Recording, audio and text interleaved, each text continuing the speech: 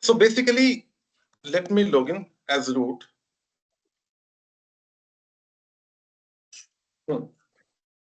Now, what I want is, I want to know all the basics commands of Linux. Okay, from like what and all tasks we are performing in day-to-day life, and what are the important commands to understand. Without these commands, we can't survive in any of the organization or any of the environment. Okay, having Linux environment. So as I told, there are few commands, okay, which we discussed. Let's do one thing. Get them documented. Okay, I already created one folder, and okay. So this is a file which we got created right yesterday. Let me do one thing. Okay, here let me create one file. I will say rename Linux. Okay, here I go. So I'll say commands, and I'll say use cases. Okay, so first command we got executed as date. Okay, to see the date. The next one we executed as cal to see the calendar. Okay, next one we executed ls used for listing the data. Then we executed ls-a to see the to list the data with hidden files and directories.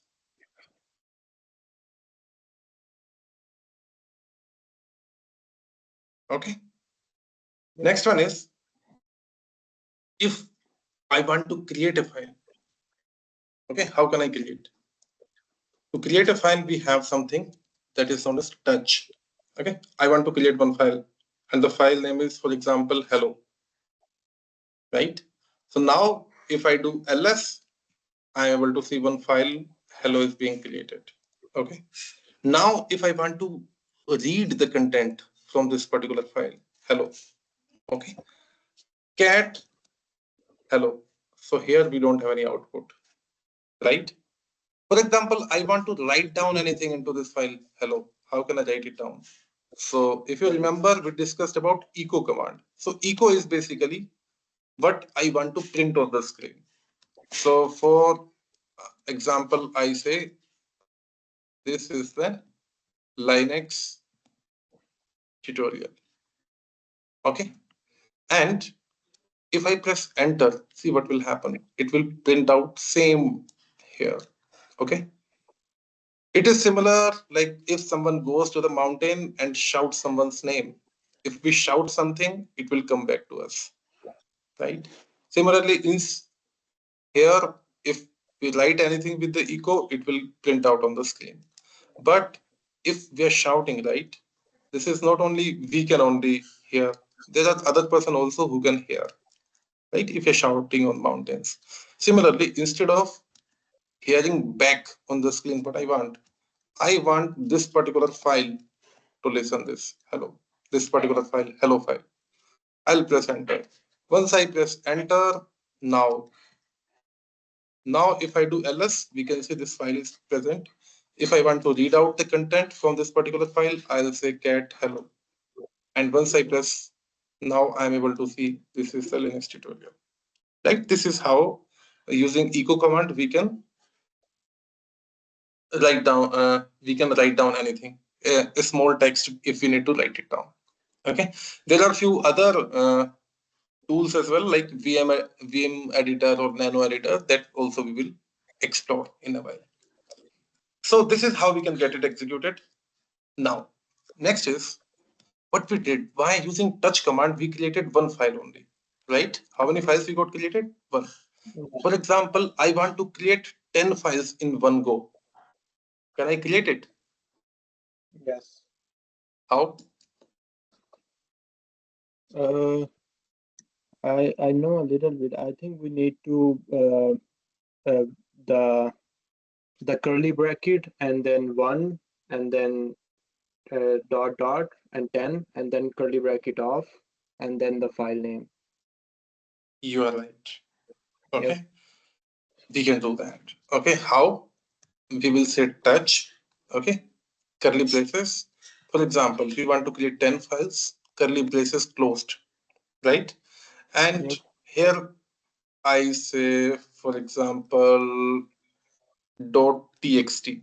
Okay, or see, this is .txt, and I also want to do something, but I want to say AWS. Okay, then how will it create? It will create AWS 1.txt, AWS 2.txt, AWS 3.txt. Okay, this way it will create 10 files for us. Like Okay. touch is, can I ask a question? Please. Touch is only to make to create a file, right? We use mkd make directory for directories like folders and touch for text, right? You are right. Okay. All right. So these are for creation of files. If we want to create a folder, okay, we used to create we used to execute mkdir. Okay. And Yep. mkdir, for example, if you want to create a test folder, then we can say mkdir test. If we do ls, here it is appearing as blue. It means it's a folder. But in Linux, we call it as a directory. Now, if you want to create multiple folders or directories, similarly, you can do mkdir and you can say maybe Linux this time. Okay. And you can say 1, 2, 5, like 5 directories you want to create. Linux 1, Linux 2, or I want to have it like this, Linux hyphen. Okay. Let's enter. Now do ls. See, Linux 1, Linux 2, Linux 3, Linux 4, Linux 5. So this way we can create multiple folders as well. Okay. Now, if I want to go here into Linux 1, I can say cd Linux 1. Okay. We can go this way inside this particular folder. And if I do ls, I'm not able to find anything. I can do pwd, then here I will come to know I am inside the root, and inside the root we have this Linux 1 available to us. So now what I can do, I can just go here, I can note it down few of the commands. Touch to create a file, right? Yes. Touch pen, okay, .txt to create multiple files. Mkdir to create folders. I can mention folder name. Okay. Similarly, here we can say mkdir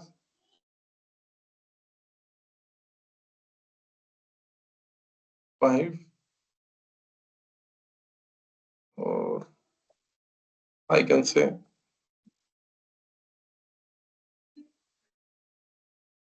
Linux hyphen. Okay. To create multiple folders or directories.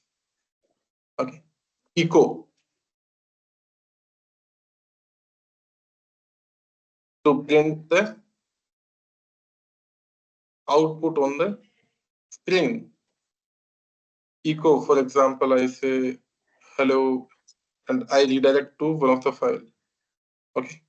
Maybe hello.txt.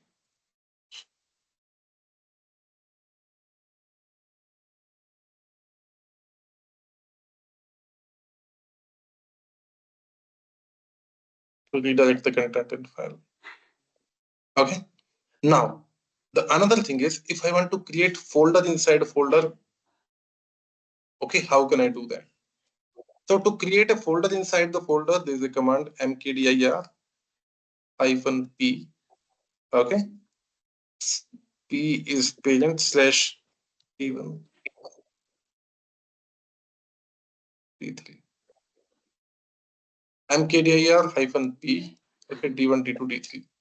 See, once I press enter, okay, I will do ls.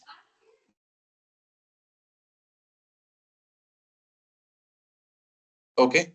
Here, see what has happened. There is a change. What I have done, I have used a slash. Okay, so it means it will go at the slash.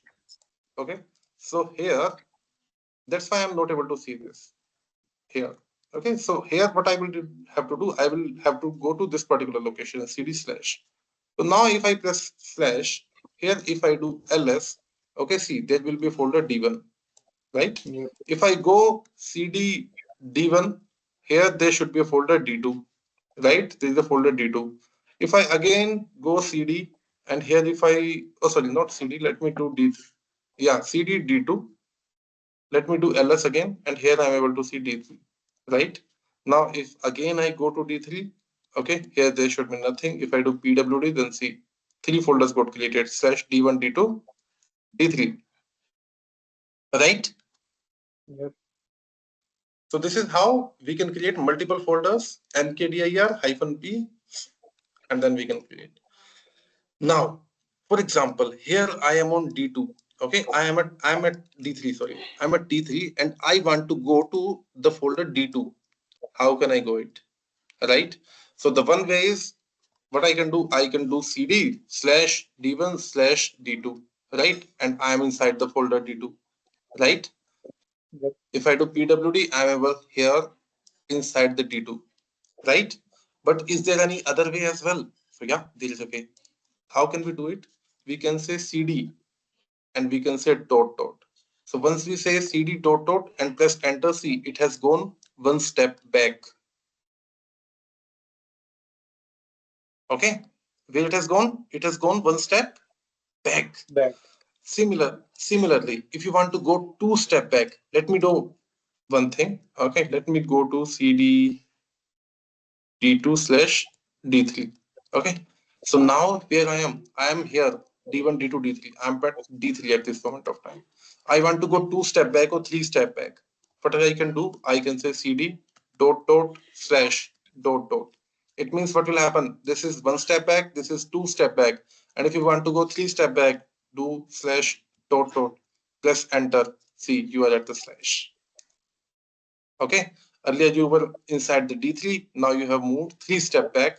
That's why you are here at the slash. Okay, so here we have CD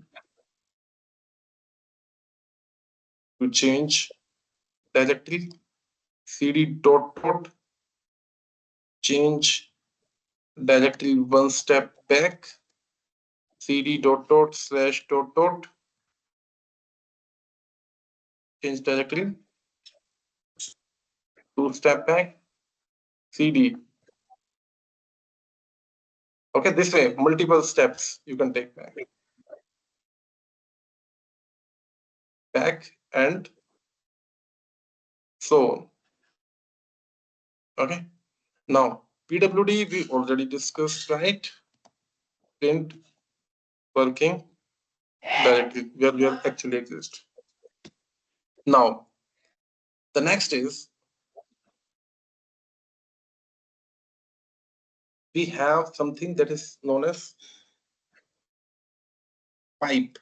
Okay, so let me do one thing. Let me go here to the home directory. Okay, and here we have few files. We write down something here into this particular file, hello, right? So what I want to see the content of hello. Okay, and I pressed enter. Now I came to know like this is the entire content of from this particular file. I there in production or in any organization there could be files which could be so long.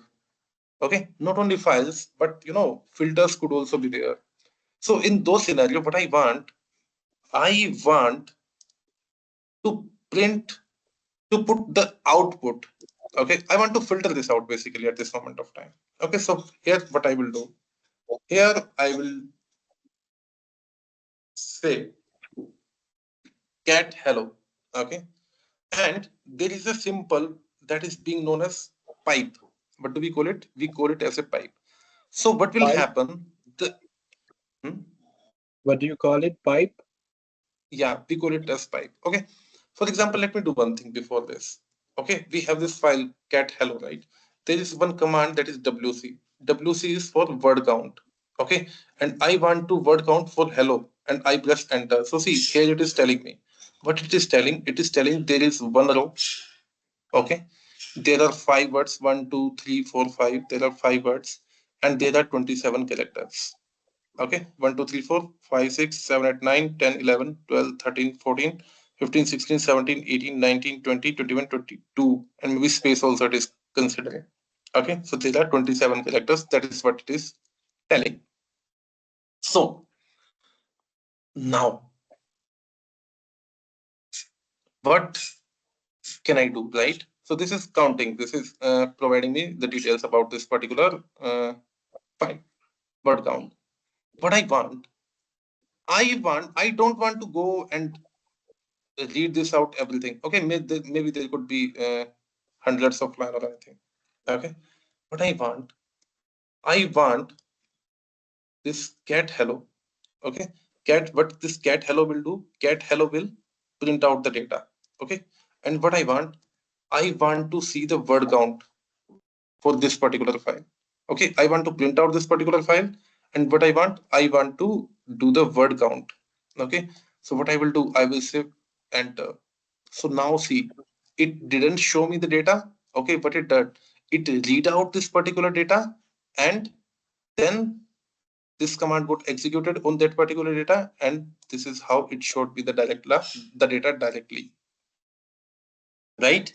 So here what Yep. happened with the help of pipe, the output of this particular command is being considered as input of this particular command. So when we have to take the output of one particular command and take as input of any other command, in those scenarios, what we do? We use pipe. Okay. Similarly, I can show you one more example. This is cat hello. Okay. And there is one more command that is grep. Grep is to filter the data. Okay. Grep is to filter the data. I want to know what cat will do. Cat will print out the output. What I want to know, I want to filter whether Linux is being available or not.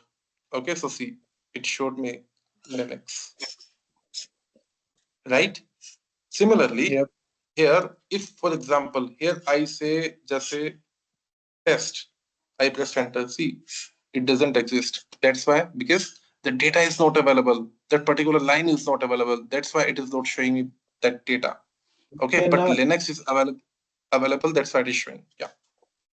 we cannot just use directly grep Linux and then put the file name there without the cat. No, no, directly we can't. Because see, initially we want that data to be printed out. Okay, once that data will be visible, because this command will help you to show the data, right? If this Yep. command will not be executed, how can you directly grab it? You will not. Okay. Okay. So Yep. grep is to filter the data. Once you will have data, then only you will be able to apply the filter, right? If you will not have the data, you will not have the capability to read the data. How can you filter it out? Right? So this is how it is. Similarly, we talked about WC, right? Word count. If you say -L, okay, what it does, -L is for line. Okay. So but here it is showing you there is only one line available to you. Okay. This is how what you can do. You can filter out the data as well. Let me go here. Let me write it down a few things for you. So we have pipe, okay, to print output of command to the input of next command. That's why we use pipe. Next one, we have grep. Grep is used to filter the data. We use WC, word count, WC -L to display the line of content. Okay. Then next. Okay. Next is here if I go, and what I want is I want to see what and all processes are running. Okay. what and all processes are running. So if we want to see the process, how can I have a look? So to see the process, there is a command that is ps-ef. Okay. So once I execute this ps-ef, then we are able to see what and all processes are running. Okay. So here, see this, in fact, this is also a process, right? All these are system related processes basically. So here, if you go, you will be able to see all the system related processes are being running upon at this moment of time. Okay. So let me try to do one thing. Okay. Let me say, for example, yum install, okay, tree. Let me see why. We'll see if ps-ef.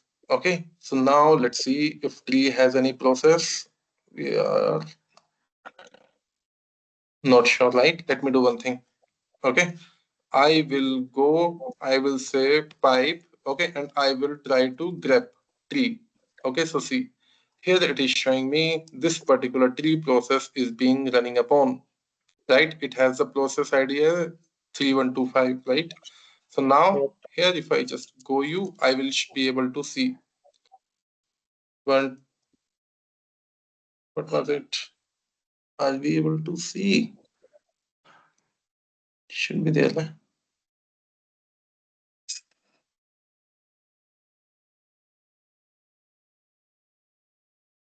Okay, no, that was a different command, right?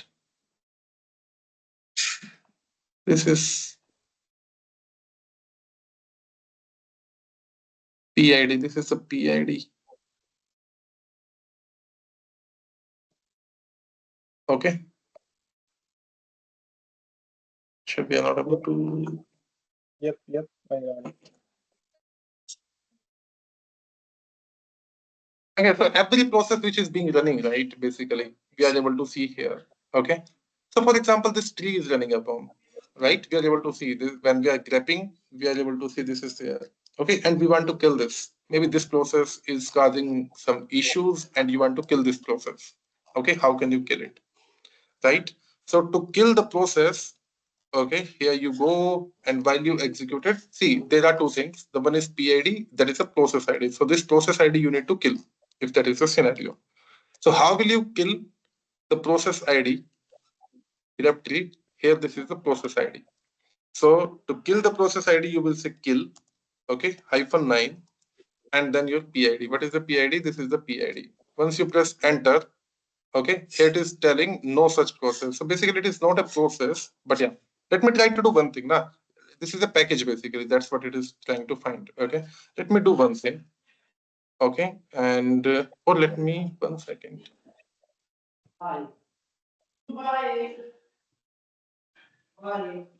Killed, right? Sorry, this is the process ID 3125, right? While I put kill -9 3125, what it says killed. Okay, so this is the process ID basically. So if you need to kill any of the process, then you need to put your PID here. Okay. Any questions? No, I got it. Okay. This is how things work in Linux, basically. Okay. Now, moving on. Let me write it down, this one as well.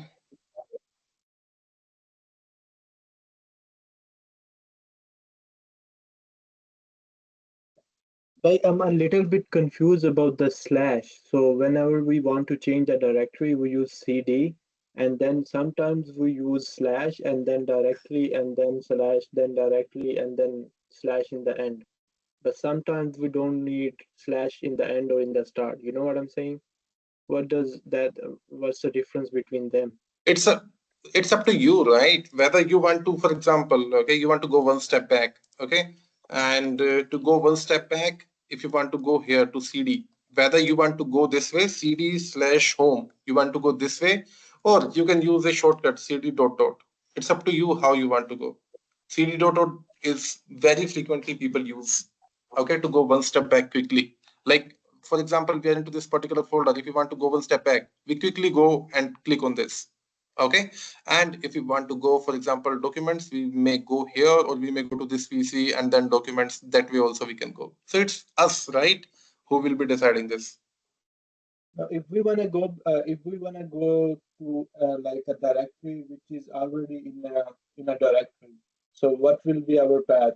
Our CD, then directory name, then slash, then the directly in it, and then do we need to put slash in the end or no? Like if we have 3 See, or 4 directories in each other. if you want to go particular directory, right? That's what you want to know. Yes. Okay, so see, we got sometime back, we got created 3 folders, D1, D2, D3. Okay, so if we want to go there, okay, what we can do, CD slash, everything starts with slash. Okay, and then here we have D1, D2, D3. That way we can go. Okay, for example, if we have gone here, now I want to go to EC2-user back. Okay, so it is me how I want to go. I am here at this moment of time, D1, D2, D3, right? Now, the one shortcut is, if this particular user want to go its home directory, it can do CD and tilde sign. Directly, it will get landed into the home directory. If he don't want to go like this way, he has another way, slash home. And after going to slash home, there is one folder EC2-user, and once press enter, it will also get landed here. So it is us who will be deciding which way to follow. This is the relative path basically. Okay, and that is that's a direct path. Okay, I got it. So this is how we used to get landed You see, anywhere. we put a slash after D3 too, right?